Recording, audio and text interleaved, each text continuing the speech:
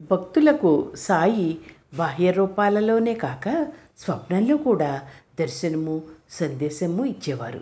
జీవులకు బయట లోపల ఆయనే ఉన్నారు.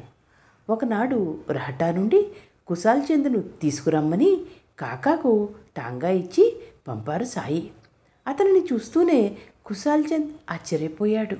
కారణం, ఆ రోజు మధ్యాహ్నమే స్వప్నంలో అతనికి బాబా కనిపించి వెంటనే షిరిడీ రమ్మని కబురు చేశారు.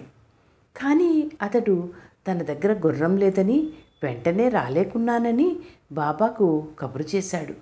అంతలోనే టాంగా తీసుకుని అక్కడికి వచ్చాడు కాక. ఇద్దరూ కలిపి బాబాను చూడడం కోసం షిరిడీ చేరారు.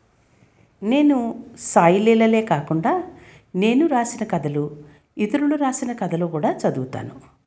మీరు వినాలనుకుంటే డిస్క్రిప్షన్లో లింకు పెడతాను, వినండి.